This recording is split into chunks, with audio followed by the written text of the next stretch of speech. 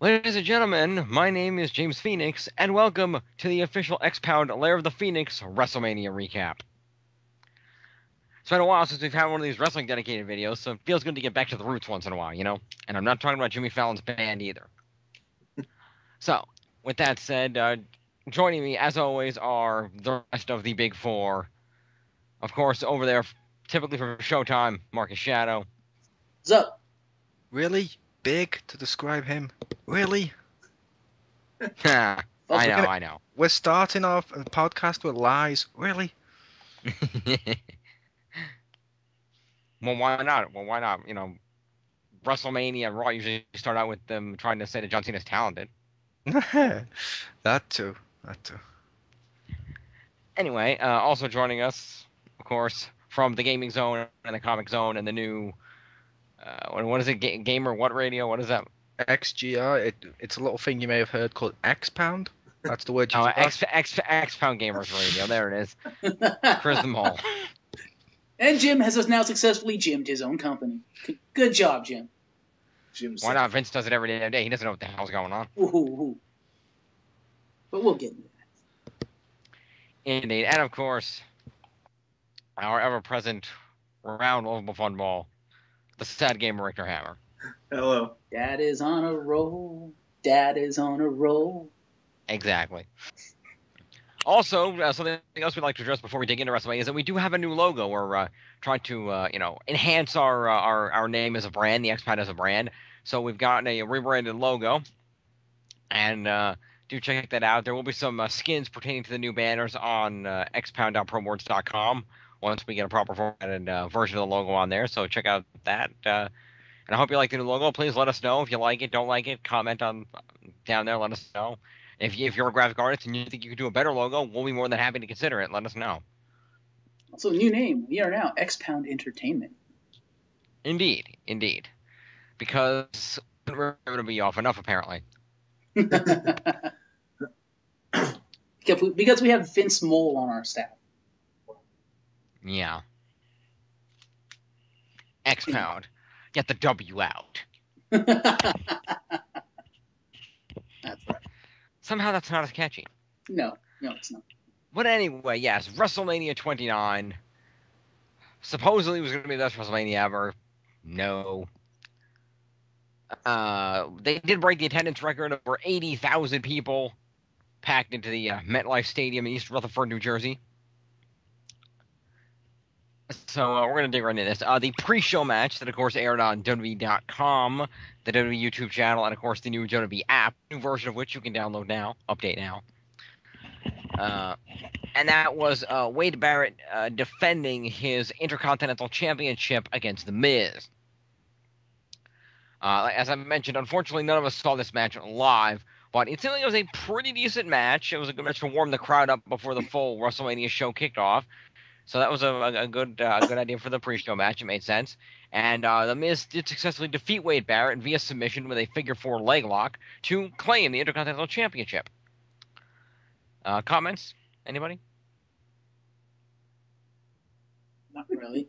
Kind of glad. Comments on Miz? Did Miz deserve the title? Did Barrett deserve it more? Did he deserve to lose? Anything? It was a pre-show, but... And apparently Barrett deserved it more considering he won it back the following night. Yes, for those that are aware, we're obviously recording this long after the Fallout Raw. And I still think that might have been a shoot decision because the crowd was so firmly behind Barrett. I'm not entirely sure that he walked in there intending to win that title. Perhaps. That was the base opening match. It warmed the crowd up a little bit, got things going. It seemed to be a generally good match. For the next match, the first on-air match of the evening, we go to Marcus Shadow. Yes, we have the Shield taking on the team of Randy Orton, Sheamus, and the Big Show. And that match was not bad, except Big Show got completely effing screwed because I didn't see the first part of the match because I was trying to eat the stream board. But what I saw of it, effectively, once Big Show tagged out of the match, like Sheamus and Orton wouldn't let him back in, and Orton kind of got triple teamed, and Show just kind of stood there and was like, yeah, I'm Chris the Mole. You've done that yourself. And just let him lose. Then afterwards, he knocked them both out. And I kind of disagree with the commentators who were all like, "No, why did Big Show do that? You know, Sheamus and Orton didn't deserve that. Sheamus and Orton got screwed, da da da da da." No, Big Show got screwed. And I agree with the Big Show knocking them out because, yeah, dick move, Randy Orton, tagging yourself in when Big Show was about to get tagged in. Yep. And further proving how incredibly stupid that entire storyline is, the very following night on Raw, there was a hastily thrown together match between Sheamus and Randy Orton that had very little build up, that made no sense based on, okay, one of them got a match from Vicky, one from Booker T, so why does that suddenly make a match between the two of them that was not actually announced? Randy Orton comes out and half mumbles his lines, he can't remember what the hell he's supposed to say, and can't come up with, I want a match against Big Show, and the match was terrible, and the crowd took it to them. And finally, Big Show, deservedly so, knocked them out to a thunderous chant of "Thank you, Big Show." Yeah. To be fair, Sheamus v Orton was not a bad match. It was just buried by the crowd chanting random ass names and chanting the stuff that they had been all night, which some of it was fun, some of it was just pointless. I mean, come on, did we really need a Michael Cole chant? Mm-hmm. So, any further Yes, commentary I was on? happy that the Shield won. I predicted the Shield was going to win. I was like, the Shield has to win this, and they won, so that made me happy.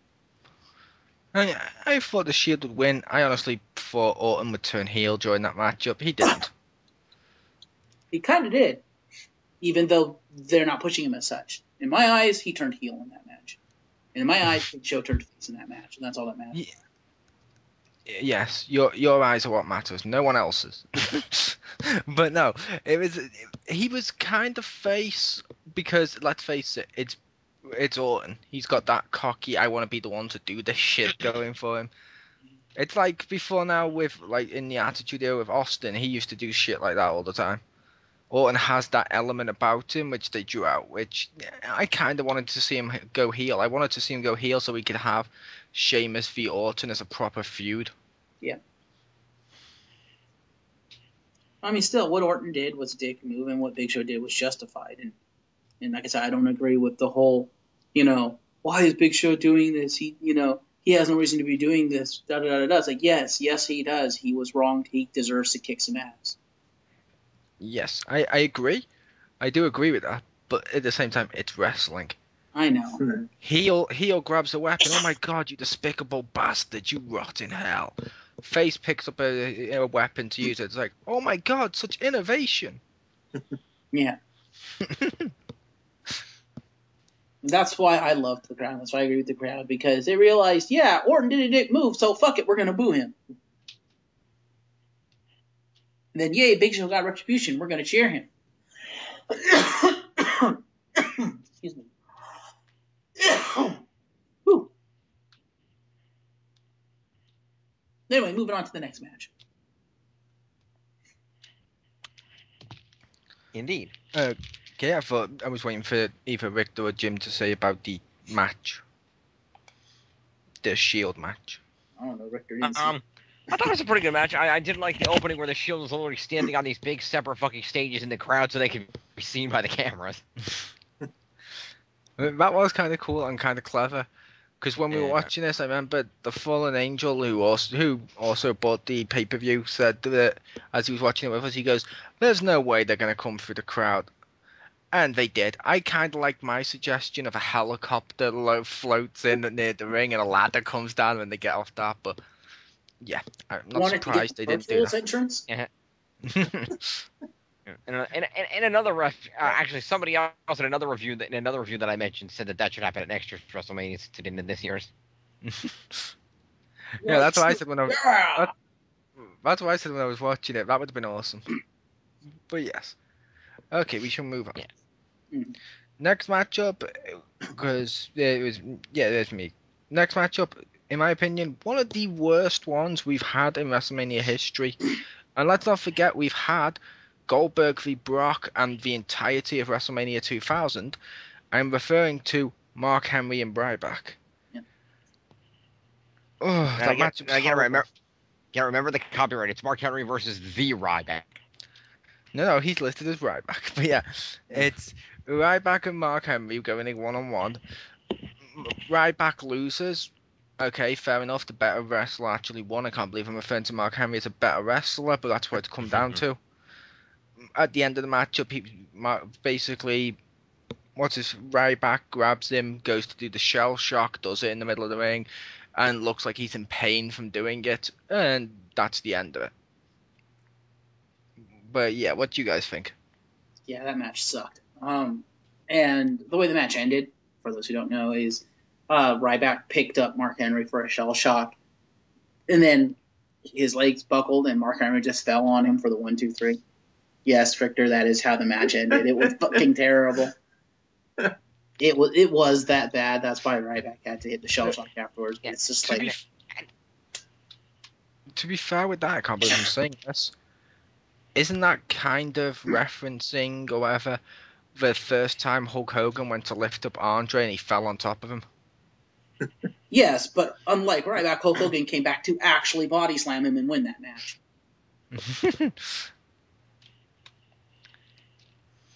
True. The other thing that makes no sense about that match is the fact that Mark Henry does not need a push and heat. He's Mark Henry. Yes. If you're trying to build Ryback as a monster and you're going to have him go on to challenge John Cena, spoiler alert, then why would you have him lose at WrestleMania? That does no good. All you're doing is basically making your new guy look like crap. Yeah. You're destroying his push before you pushed him. Actually, I kind of think that's the reason they did that. I think so. Think about it. They kill Ryback's.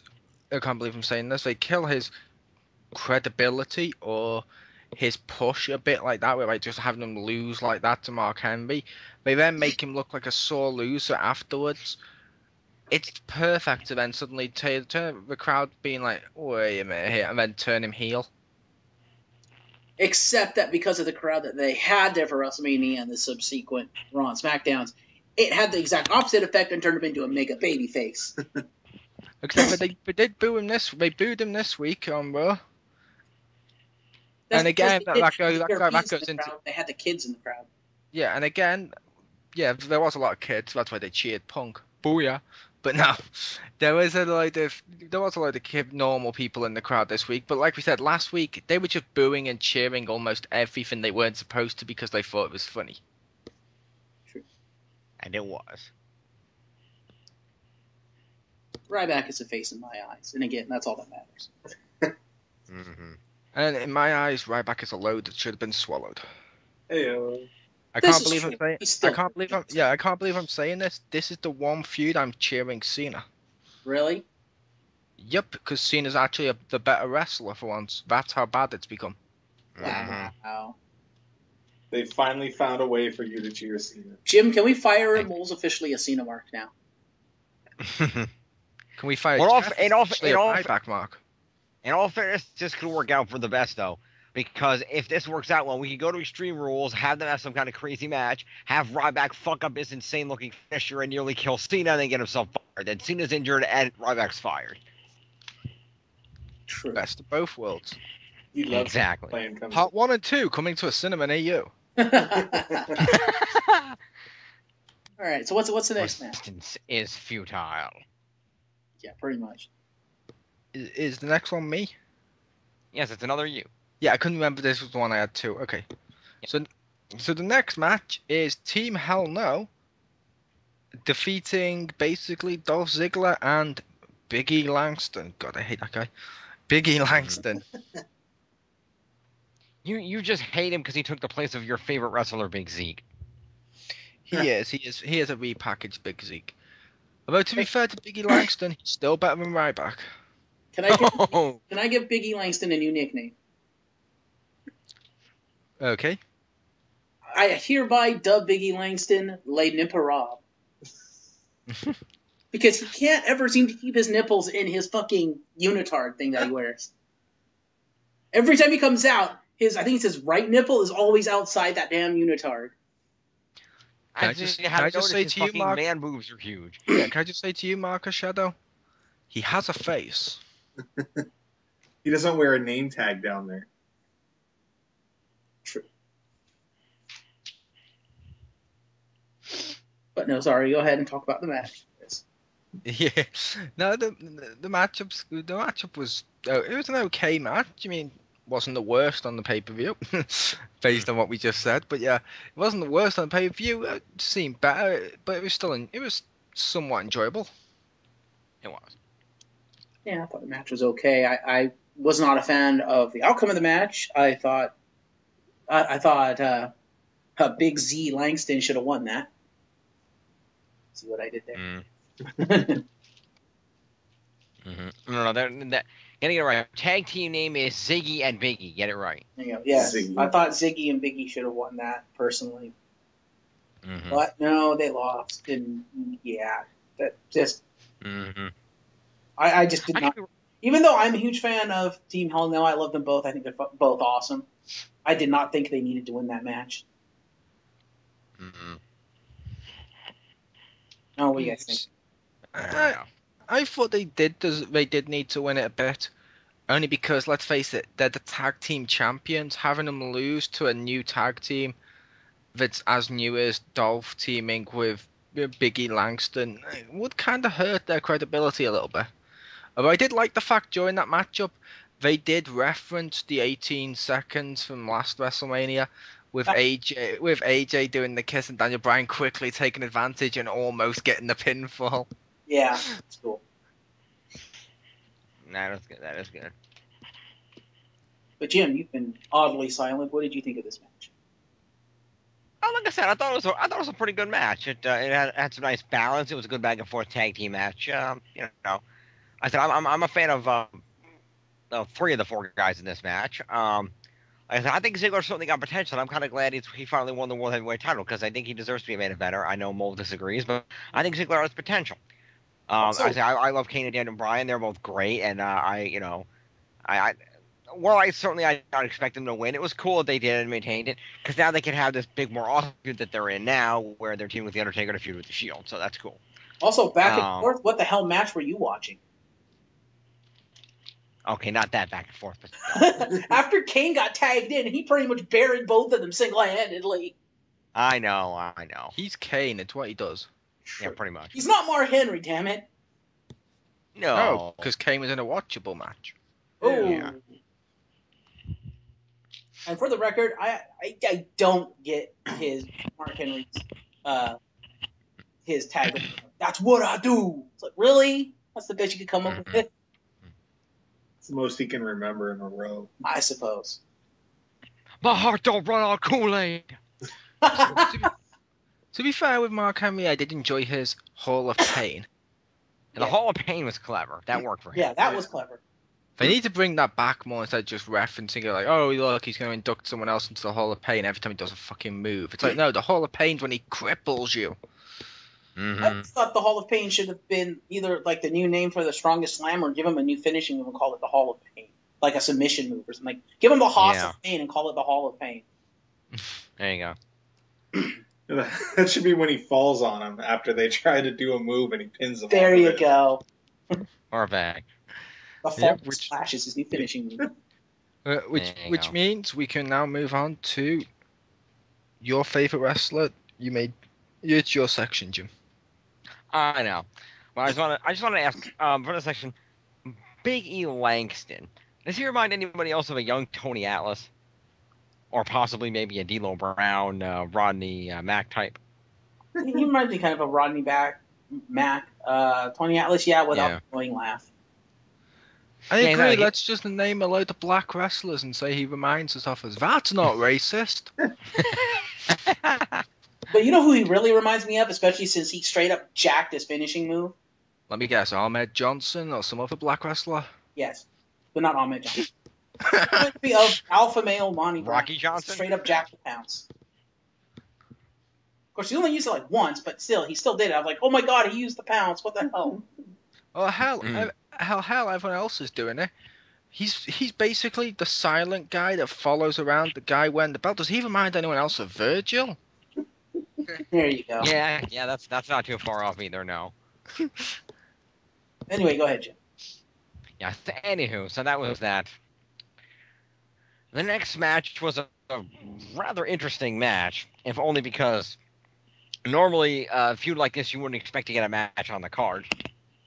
But the next match featured a rivalry that had been built up for a few weeks before the pay-per-view between Y2J, Chris Jericho, User. and Fun Don Go.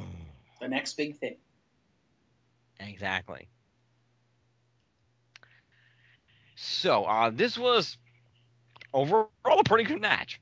Like I said, Chico is the master at putting over new young guys that need to look good. That's what he does now. That's his thing. And he did a great job putting over Fandango at WrestleMania by making it a good match. They both got, Jericho started, Jericho tried to put him in the walls a bunch of times. Fandango kept getting out. Fandango kept going for his top rope, whatever the fuck that is, that stupid leg drop he does. And, he got to miss it a couple times. And then I think, did he ever, he didn't actually connect with it, did he? I don't think so. I think he won by a roll-up. Yeah, I think he tried it like 2 or 3 times and missed. But they had some good back and forth there. Fandango got to do some, fly around the ring a little bit, do his top rope leg drop thing that he stole from Grandmaster Sexy. And then, Jericho was, obviously being technical. Jericho was dropping him into the walls. He was code broke him at least once. He was, they had a really great just back and forth semi-technical match. It was short, but it worked. And it ended with Fandango getting the victory. It was off a roll-up, so it was heelish, but it still gave Fandango a WrestleMania victory in his WrestleMania premiere, which, as mentioned on Raw, was the first time that has ever happened. Yeah, I don't mind him actually winning the match. I minded him winning with a roll-up at WrestleMania. If it had been any other event or any other match, okay, fair enough. He's a heel. He wins by a roll-up. So he faced like Jericho, fair enough. But at WrestleMania, no, you got to win off the finisher, dude. Come on. Well, come on. He was probably emulating his idol, Kelly Kelly. No, he realized his finisher sucked, so he stole Kelly Kelly. But yes, he is the next Chris Jericho, and it was good to see Jericho put over. I thought he was the next Daniel Bryan. Well, in terms of like look and gimmick and stuff, if you look at Fandango, come on, seriously, you don't see a young Jericho? No. Screw you, Ricktor. I see a young Zack Ryder. Yes. I was going to say Chris Masters, but I ended up liking Chris Masters. Yeah, that works too. Or, Chris Masters, or who is the other one? I don't know. I think if Fandango actually wrestled more, they gave him a credible finishing move, I could see him being the next. La Resistance starting. Yeah, which member of La Resistance, after they broke up, started doing the whole narcissist gimmick where he came out and looked in the mirror all the time and shit? Was that Rene Dupree? Rene Dupree. Was that the other one?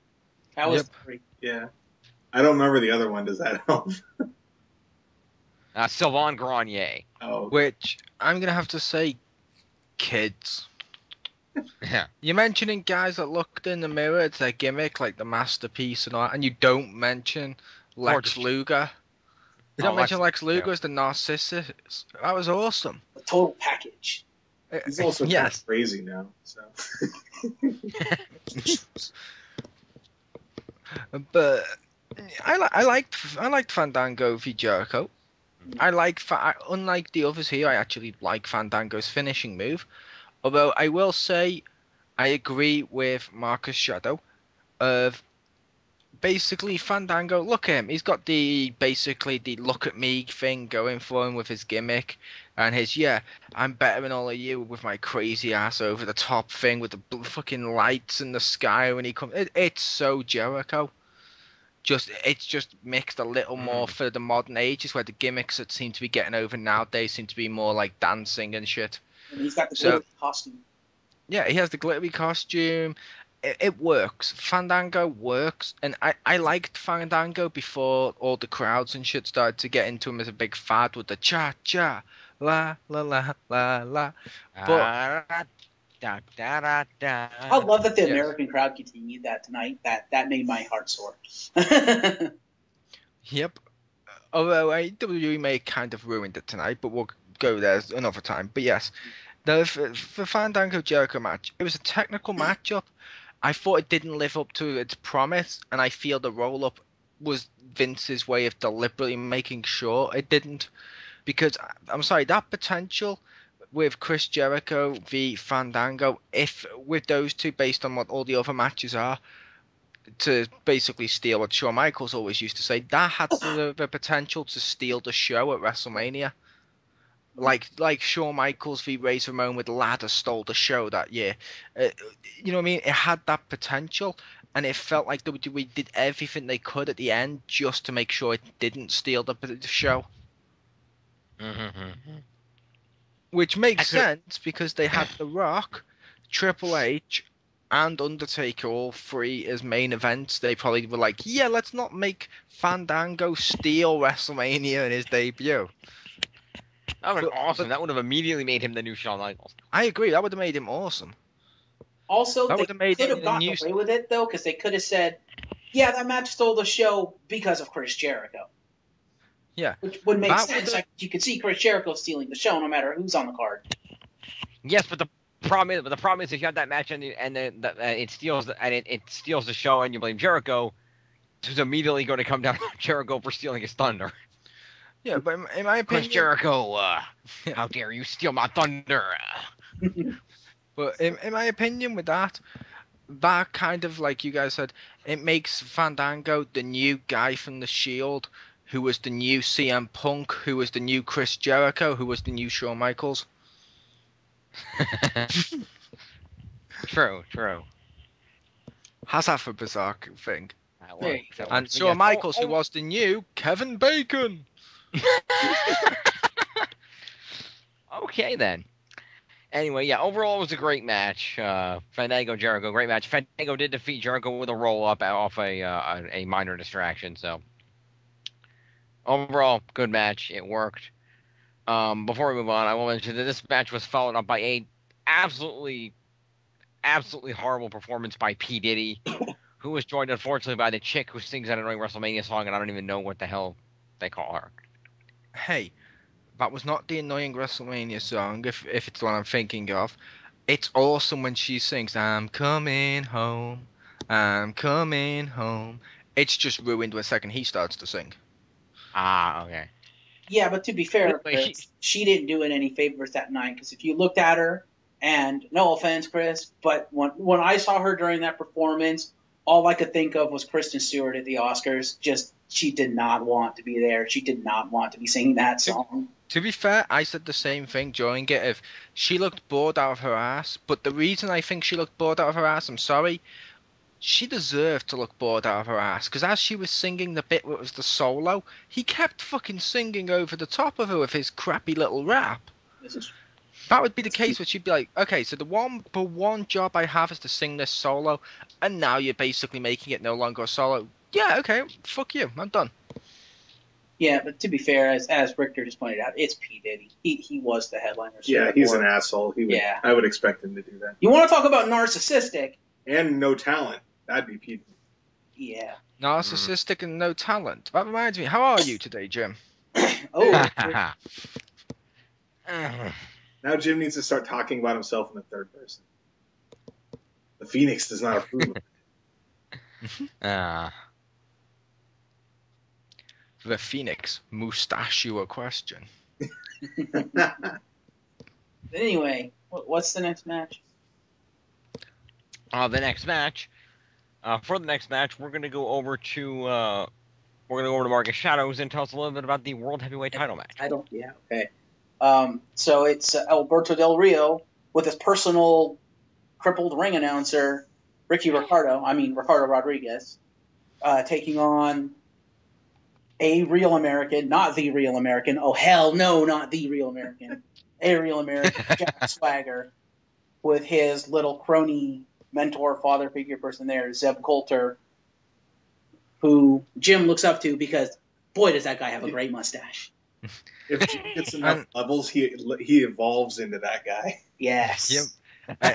I'd be reminiscent if I didn't mention. Of course, he didn't face a real American. The guy from G.I. Joe's in the last match. Oh, I have issues with that too, which you all listeners will hear when I finally do my Showtime review of G.I. Joe Retaliation. But this is so that match.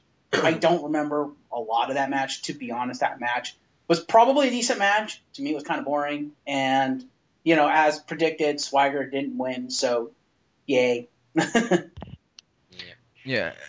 I didn't like the fact Swagger lost. I thought Swagger deserved it, and they're pushing him great. He's improved all around on the microphone and stuff. I've always been a fan of Swagger, to be fair, but it feels like he's really tried hard this time, so he should have won. However, he kind of fucked himself up with the wellness policy. I hate it when guys do that. Like William Regal, he finally gets a good push, and then the wellness policy. It's like, oh, they need to stop doing this. You're getting a good push. Stop ruining it for us. That's where you break out the Obi-Wan. And for those of you who don't know, Swagger was slated to actually win the title until he was found in possession and got dinged for the wellness policy. They said, yeah, no, you don't have a fucking push anymore. Have fun being your Swagger. No, he was pulled over for a DUI and being intoxicated, and then they found illicit drugs on him. So he doubly failed the wellness. Good job, Swagger. Real American. But the thing people. but the thing is that failing in spectacular fashion. But the thing is, the DUI thing, WWE is a little lighter on DUIs and stuff like that. They'll fine you for that, but they usually won't suspend you for being drunk. But it's the pills. It's a much stricter policy for having the drugs on him. They could immediately fire him for that, because with the wellness policy, I think it's usually 3 strikes if you're drunk or on weed or whatever. But for certain illicit substances, it's immediate termination if you have them. And he had one of those, and apparently they've chosen not to fire him, but they could have. To be fair, who hasn't got drunk and been found in possession of drugs and stuff? I mean, that's what happened the time we had to blow James up in a limo. That's why he wasn't there. Nah. There is logic in what he says. Ain't no grave can hold my body down. And now here's a list of the drugs I've taken. Cocaine. Okay, we're gonna move right along then. So world title match. Yeah, like I said, Swagger's really improved himself and gotten a good character going. I've said for years that Swagger needed a manager because unfortunately, while he's gotten better, he still can't talk for shit. Yeah.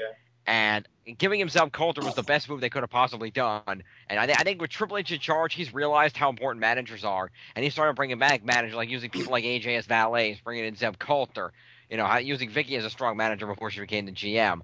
Doing all these management things is really helping out a lot of guys. I do agree Swagger should have won, but I think having the result being that Ziggler won the title was also a great move, and now you can get this 3-way feud going. I think Swagger will eventually win the title if he doesn't fuck up again, and while I might not necessarily be as overtly racist as the characters of Zeb Coulter and Jack Swagger, I would not mind living in Jack Swagger's America. Can I just say, we the people. Can I just say, when you say I'm not as racist as them, you just compared one of the black wrestlers to every black guy that's walked the face of the earth. Oh, look, he has a bit of the young Samuel Jackson. Oh, yeah, when he speaks, it's like Martin Luther King. In all fairness, I resisted the obvious and I didn't compare him to Booker T. I know, but you also made a comment of, I recognize him from somewhere. Wasn't it West Philadelphia, born and raised? Wasn't that where he spent most of his days? What you talking about, Mo? Exactly. But I would just like to point out Jack Swagger, in my opinion, has not improved that much. Number one, not digging the emo look. Number two, okay, Coulter is good, but he does like all the talking. The only thing Swagger ever says is "we the people," and I'm sorry, that got old fast. No, he needs to say other stuff. He needs to show that he doesn't need Coulter to do all the talking for him. He does. Yeah, but the thing is, you have to remember, in the history of WWE, there's a lot of guys that didn't speak, that have their manager explicitly for the explicit purpose of doing all their talking. Yeah. Look at the original intent of Paul Bearer. True. Then have him say it once. That got annoying when he kept repeating, "We the people." The people say, no, shut up. I will say 2 things for that. One, he gave a massive monologue the first week he was on SmackDown. A couple of times on SmackDown, he spoke with the microphone. Swagger hasn't. 2, it's not an emo look. It's meant to be like an army look to him. He's got this look, I've been heavily training with the shaggier beard and the hair. While neat, it's more like I've been in serious training for this shit. No, the It's more beard and stuff is okay, but the hairdo is an emo hairdo. I'm sorry, it is. If you're going with an army look, shave it off and get like a flat top. I thought it was more his, hey, look. I thought it was more his, hey, look at me, look, I'm Daniel Bryan, look, love me. That too. Yeah, I thought he was supposed to look like a survivalist, someone that lives in a tent in the woods with Zeb Coulter. Exactly. yeah. Crap. I agree with Rick there. He's meant to look like a survivalist and like an army type guy and a trainer and stuff like that. So he's got the shaggy beard, but he's also his hair. While it's not army hair, it's more like someone who's been training outside the army to try and go in there. So it's like the shaggy survivalist hair. It works. It's a cool ass look for him. I mean, let's face it. When you look now, how he looks compared to when he had the other hair, he looks tough. He does. I can agree with that. So overall, I mean, agree. It was a pretty good match. Like I said, Del Rio did win with his patented cross arm breaker, so more power to him on that. And Chris the Mole, I believe you have the next match. Okay, the next matchup, Undertaker, thank God, kept the streak alive, 21-0. Only because let's face it, at this point, the streak did not need to end. Because every year when he comes back, it's a big deal. The streak, so keeping it alive is cool. And someone like Punk didn't need the win over that to be huge. He's already like one of the main heels. So it worked. And like Marcus said, probably match of the night. It was an awesome ass match. I enjoyed it. I thought those two actually had a bit of chemistry together, but not quite enough to make it a perfect match. I hate to say this, but CM Punk has better chemistry with people like Cena than he does with Undertaker. Mm-hmm. Whereas Undertaker obviously has better chemistry with guys like Shawn Michaels, which is why I want to see a Chris Jericho Undertaker at WrestleMania. Yes. Break the streak down! Pretty much. That would be highly entertaining. That would be entertaining, plus a full feud with those guys would just be awesome. But yeah, the match itself, what do you guys think? Like I said, I thought it was match of the night. It was just overall, it was just a hell of a match, and I wouldn't mind watching that again. Yeah, it was by far match of the night. It was great. And thank you for having Undertaker keep the streak alive. Yeah. Because I agree with Mr. Mole. Yeah, Punk the win on there. Nope. Also, Jericho needs to, if he does break the streak, he needs to break it with the Code Breaker and then change the name of his move to the Streak Breaker. That sounds like a. The thing is, personally, I don't believe the streak should ever be broken. But in the event that WWE does feel they need to pull the trigger on the streak, somebody like Jericho or Punk does not need to be the one to break it. It needs to be some new up and coming guy that can coast on this for a large chunk of his career. Disagree. If the streak ever ends, it needs to be Kane and both brothers retire together. Yeah, and if anything, I think if they whatever Undertaker's last WrestleMania match is, it does need to be against Kane, but I think Taker should win, and it should be more like a more like a Streak versus Kane's career match. Have Undertaker win and Kane is forced to retire. Then have Undertaker say, I've retired my brother, I've finished my ever since he first premiered and ripped the Hell in a Cell door off, my goals, I've been on and off fighting with my brother. I finally defeated him once for all. He's retiring, so there's nothing left for me to do. So I also will retire, and that's how they should end it, I think. Yep, we've talked about that before now, and I said I think I was the one that said that idea to you, but I like that idea. I like the idea of the brothers even being like, I've vanquished the only enemy that's ever been worthy, and Undertaker can actually rest in peace now that he's beat Kane, and it would be a nice way of retiring both brothers. Mm-hmm. Yeah. That's gotta be retirement. There you go.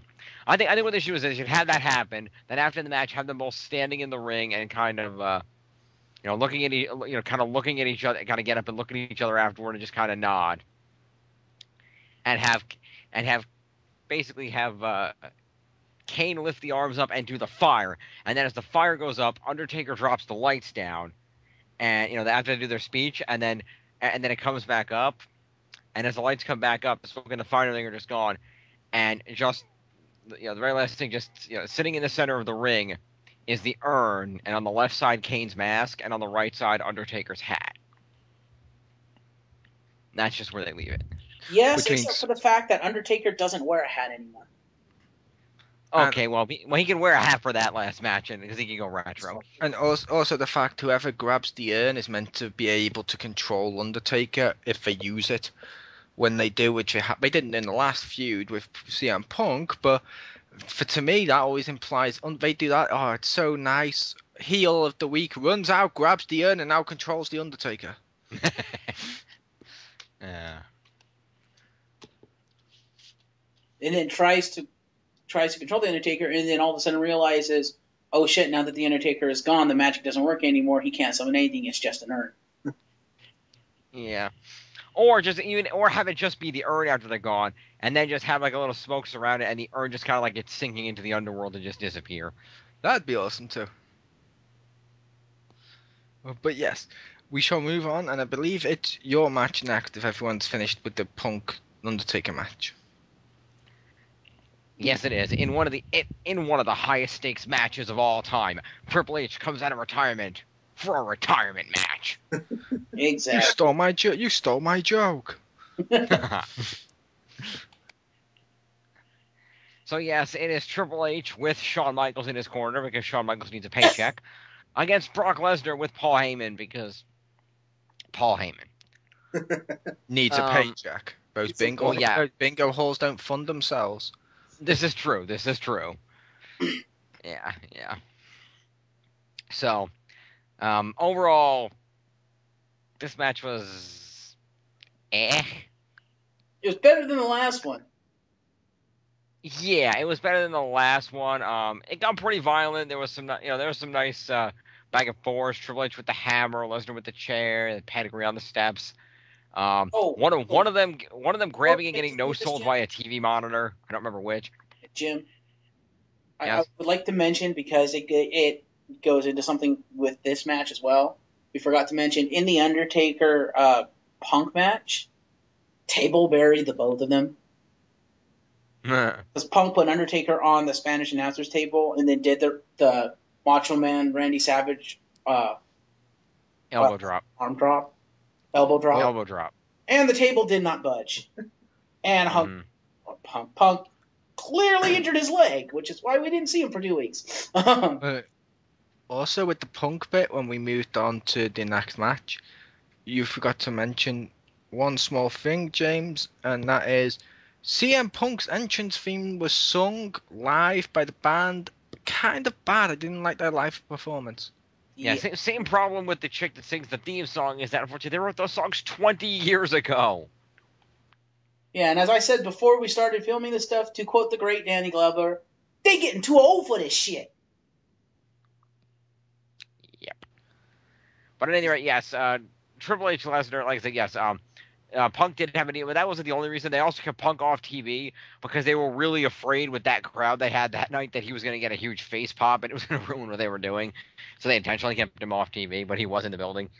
True. But the reason I wanted to mention the whole Punk Undertaker thing with the table is because in the Triple H Lesnar match, Lesnar was going all fucking Taz on Triple H, becoming a human suplex machine. And I actually grabbed Triple H, and I believe he did a suplex of some sort to him and put him through the table. And I believe it was an accident because I believe he wasn't supposed to actually go through the table. But because the table had been weakened, and decided not to. Which doesn't make any fucking sense because if Undertaker was supposed to go through the table, then how would it have been there for Triple H to not go through it in the next match? I don't know. Well, what I was thinking is that maybe Triple H and Lesnar figured, hey, it didn't buckle for the elbow drop. Yeah, it probably won't buckle for me. Oh crap! No, I think it was Triple H's ego being like, it didn't break for Undertaker's. I'm going to prove I'm better than him and prove I can go through a table. That's how bad my ego's gotten these days. Exactly. My ego. I thought that was pretty funny. I mean, and backstage on a TV monitor, Randy Orton is just watching, going, "Touche, old rival, touche." Yep. Yeah, sorry, Jim. Go ahead and finish your thoughts on the match. Yeah, so Triple H Lesnar, it was an okay match. It was a violent fight. It wasn't intended to be a wrestling match of any sort. It was meant to be a fight. It was a pretty violent fight. It worked for what it needed to be. It still made no sense, but it functioned. Triple H did evidently knock Brock Lesnar out, which I guess was good. I know Lesnar got his lips busted open. I'm not sure if he lost any teeth, but he was definitely bleeding from the mouth. I think Triple H got at least his back cut open or his arm or something like that.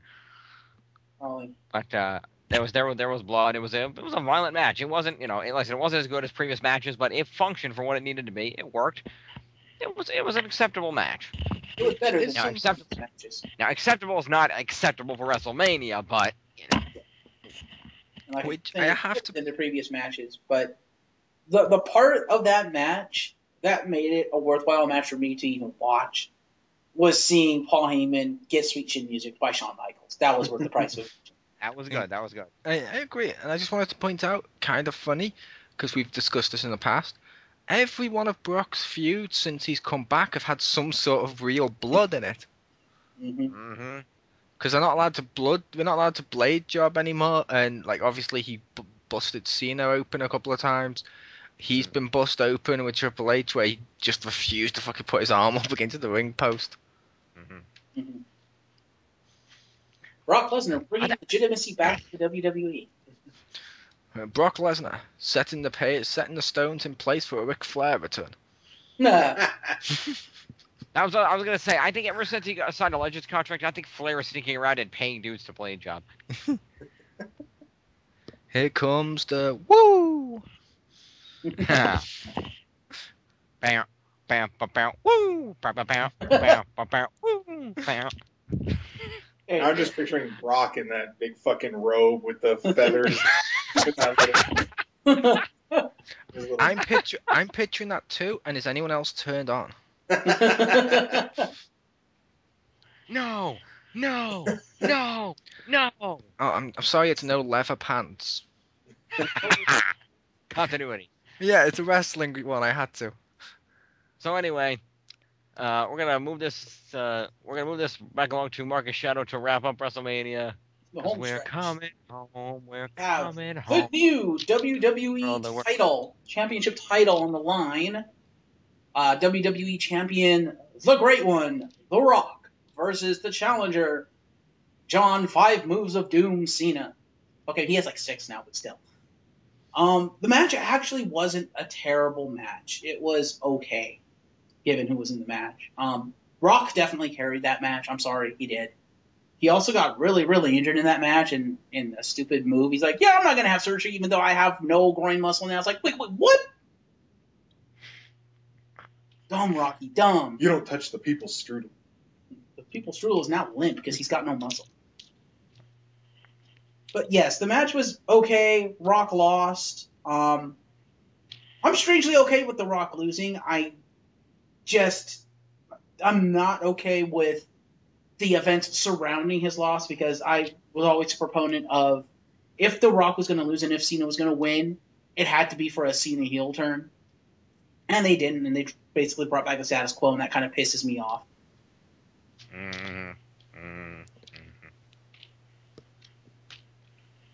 Even worse, on the following Raw, we realized not only is this, well, I should say this week on Raw, a week after, when we discovered that not only is the status quo back, but they've also gone back even further to the status quo of Cena will now win all his non-title matches, where all other champions will lose their non-title matches. Yep. Pretty much. Yep. Which I pointed out to you, James. Yeah.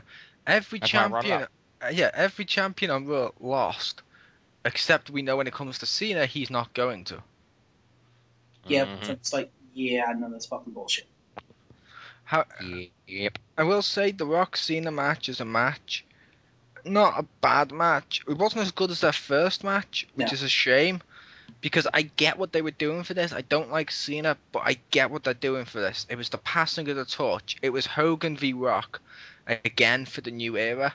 It was passing the torch of the Rock to Cena, and Cena had to stay face for that. I understand that. However, yeah, I don't like Cena as champion, but I understood the principle. It's just they should have put a lot more effort into that match, because a lot of times some of the spots and stuff just felt like, oh, they're just doing what they did last match. Why aren't you guys trying? Why are you just basically going through the motions? Mm-hmm. Yeah, well, there's that in there. The whole face v heel type, the face v heel thing I was talking about too is the fact that the build up to the match for the few weeks before the match, it seemed like they were building up Cena to be a heel, and then at WrestleMania he does the whole face respect thing, and I'm like, the fuck? I'm like, no, that just doesn't work. You see, my big problem with the build-up is with the Cena thing. They've built it up as, okay, this needs to be Cena's redemption, his second chance. And I'm like, wait, his second chance?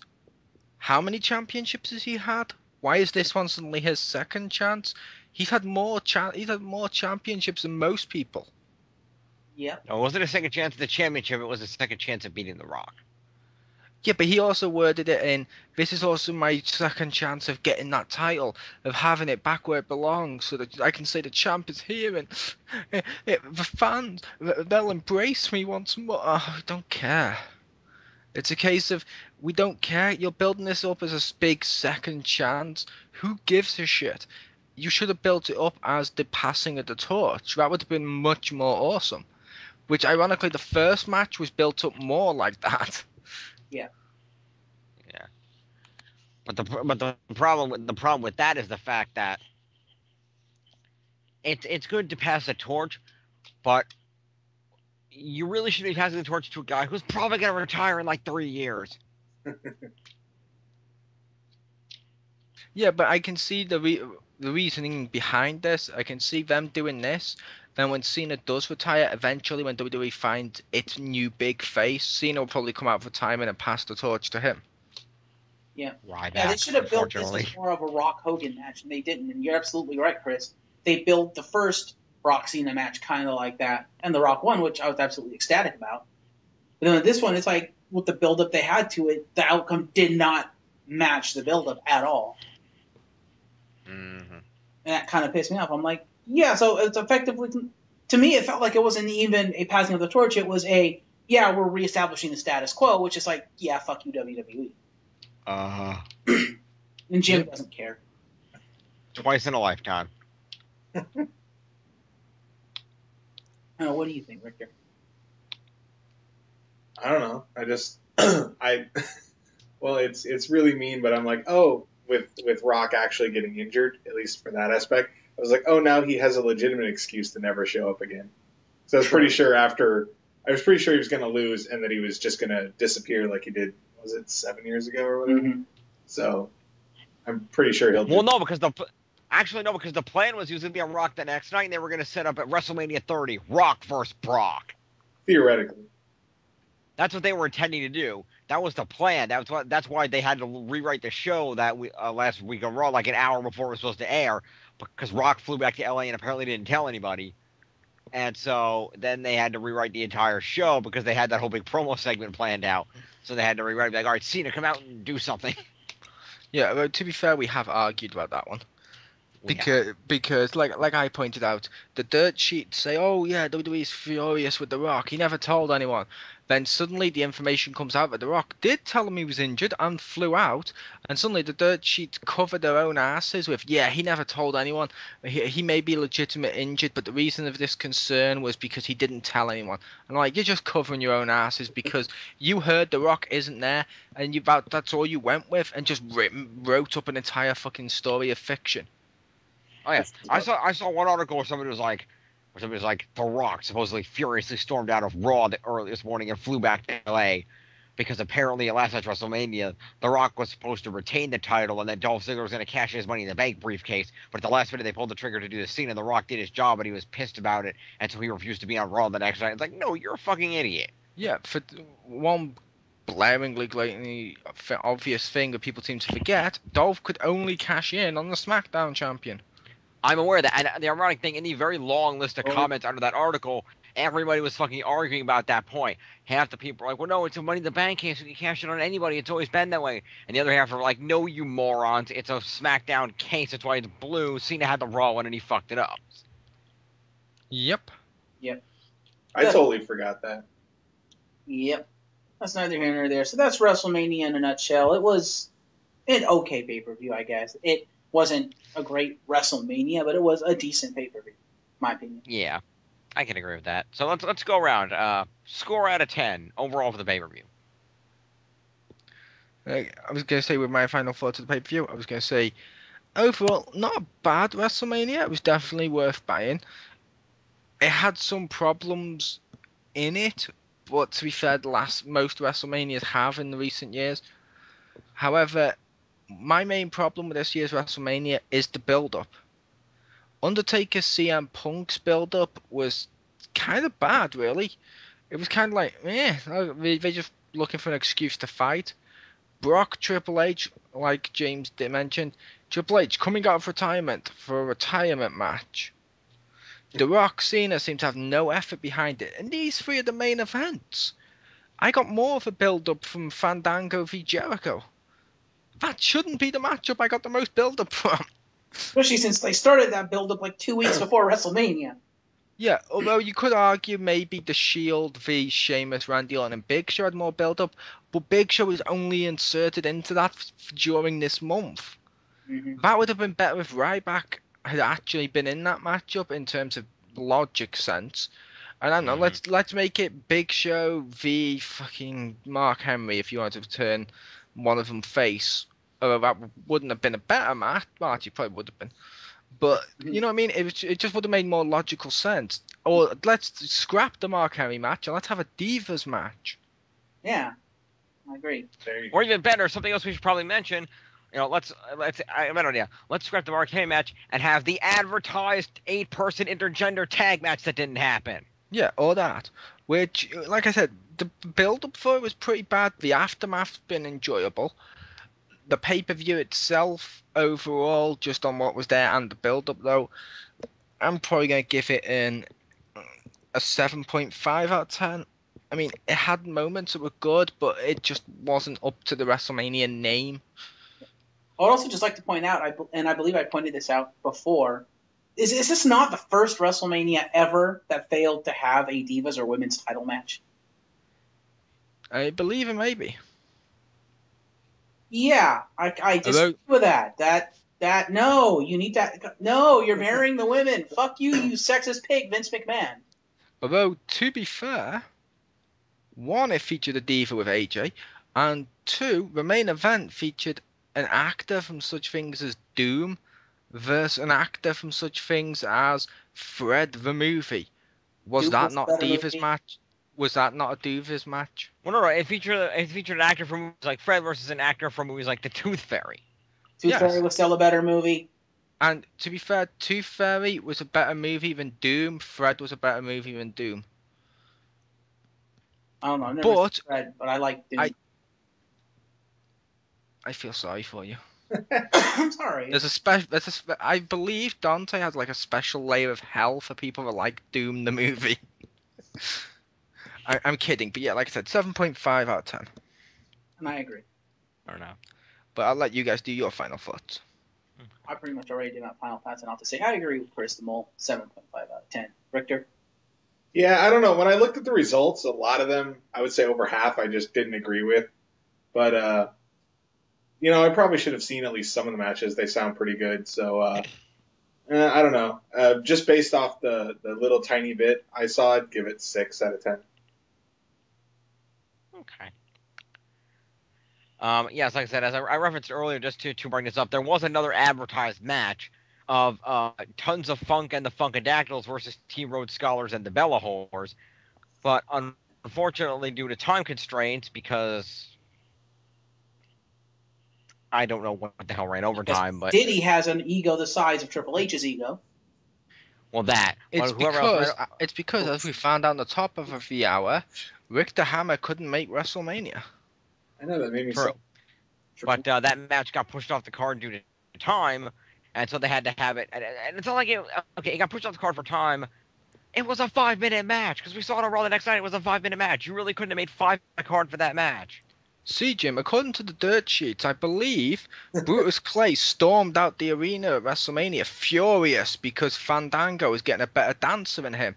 As a result, he didn't tell anyone, and they had to just string together P. Diddy at the last minute. That's why his songs just all bled together, because he was out there like, I don't know what the shit I'm doing. There's supposed to be a match here. That's exactly. Ironically, that would make more sense than what actually happened. Yes, it would. Sadly, yes. Yes, it would. But yeah, so overall, I'd say the pay-per-view, it was not terrible. I'm going to say it was, I'm trying to... It was not What? Wait a minute. Yes, it was. Well, I was going to say comparison. I'm going to say it, I was going to say, like, it wasn't WrestleMania 3, but it wasn't WrestleMania 2000 either. True. It was kind of in the middle. It had some, there were some decent matches on the card. It didn't quite live up to the WrestleMania name, like Mole said, but it was still a good pay-per-view overall. It just wasn't quite the spectacle that WrestleMania is supposed to be. And unfortunately, that's been that way for the last few years, and that kind of saddens me. What do you give it? I give it a 7. 7 out of 10. Fair enough. Thanks for joining us, everyone. Bye. Anyway, you're not Mole, you can't pull that off. So, thank you for joining us, ladies and gentlemen. I am James Phoenix. Thank you, Marcus Shadow, Chris the Mole, Ricktor Hammer, for joining us. You're welcome. Yo. Okay. And do stay tuned for some great upcoming reviews here on the X-Pound. We've got an Around the Pound coming up next week. Don't forget, for the end of the month, we're going to have finally My Look at Person. We're going to finally have My Look at Person of Interest. It's forthcoming, I promise. We have a look at Rise from the Airwaves Origins on a new show, Defiance, on the Sci-Fi Network. We're all going to be taking a look at that. That should be kind of fun. There is, of course, X-Pound Gamers Radio coming up, especially with E3 coming up next month. That's going to be a nice big event. Not next month. Next month? Oh, what is it? It's I think it's July. It's either June or July. Oh, in July. Okay. In July. Well, that's forthcoming in July. But X-Pound Gamers Radio, stay tuned to that every week. More great reviews from, like I said, you guys want to promote any reviews? I will say, pointless hoeing out of our own product during this thing. It does feel like a WrestleMania review. We are coming home. We're coming home. Tell the world that we're coming home. So I alluded to before, I Cha did G.I. Joe la la Retaliation. la Da la. da da da Cha. da da da da da. Yes. Yes, as I alluded to before, I did see G.I. Joe Retaliation, so I'll be doing my first ever solo review. Yes, I'll be doing a review of that. I also did just recently, I believe it's just the Avengers Cinematic Universe Collector's Edition thing, so I'll be doing an unboxing of that. Phase 1. What's that? Marvel Cinematic Universe Phase 1. Get it right. Yeah, Phase 1. I do still have that one panel from Comic-Con that I need to edit. Hopefully there's enough audio there that I can salvage that, because I wasn't expecting the audio to be that crap. Yeah, something's coming there from Showtime. I believe those are all coming. I believe those are all coming after the wonderful Dark Knight and Amazing Spider-Man reviews. Those are coming too. Eventually. They're coming soon. They're coming soon. They're coming soon. Tell the world that they're coming soon. All right. What about Rick the Hammer? What does he have coming up on his site? Now, what does Ricktor have coming up? Just more reviews. Pretty soon, I will have one of the new DLC for Metal Gear Rising: Revengeance. Is Ricktor Hammer going to PAX again this year? Yes, as soon as they put passes on sale, I will buy one. Okay. Hopefully a 3-day. I couldn't remember what it was. Didn't PAX already happen last month? That was PAX East. Fair enough. I was going to say, I remember the Diablo announcement. Well, not announcement, but footage, I should say. Yeah. Yep. So there you go. So, Mole, any gaming comic reviews you want to talk about? No, I'm good. I'll watch my shit. It's got me in it. Well, Very good. Fair enough. Check out. Will I be attending Raw next week? in London. I don't live in London. I know. Racist. Doesn't mean you can't go to London. Technically, that's ethnicist, but yes. No, technically we're a race because we're better than you. Yeah. Oh. Nah. So I take it that means you will not be taking the bus and or train to go see Raw. No, I'll be watching it with you guys when it's taped. And you will not be picking up our big A audience. Hi, Simon, to take him with you and address him as Fandango. He would be Fabdango. That's his name. Fabdango, yes, but no. I Yeah, check out those reviews. look forward to seeing Sorry, go ahead, Marcus. because I have a feeling the entire audience is going to just sing Fandango's theme song the entire night. Considering it was what, Mole? Number 3 on the UK charts? Number 2. 2. 2. Or Yeah, 3. it got to 2. It got to 2 after I spoke to you, and it was 3. It got to 2. Number 3 in the US. Are you serious, That's what they Ricktor? said. Good lord. Yeah. Oh, made me sad. Mole, tell them the one song it couldn't beat on the UK charts. Marcus already knows this, but it lost out to the fact more people were buying, and I disagree with this one. They were buying Ding Dong, The Witch is Dead for the late great Margaret Thatcher. Wow. That's fucked up. And I disagree with this because it's maybe an unpopular opinion, but I thought Margaret Thatcher was actually an okay person. Fair enough. So check out all those great reviews. Check out Geeky Girl for some more great gaming reviews. Those are definitely coming up.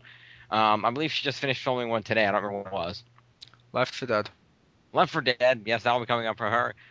Hopefully there'll be some type of anime reviews coming from our never-endable black reviewer, QJ, at some point. And a Hopefully. community review with me. Yep, the community review. And as also well. not a review, it's a let's play with Geeky Girl. Okay, let's play. That's coming up. We've got, hopefully we're going to have some Toku, some kind of reviews coming up from our buddy Aeon at some point here. Maybe the Fallen Angel, who knows? The X-Pad is open to all. Thank you for joining us. This is Wrestlemania. Stay tuned for great stuff. Peace. See ya. Bye.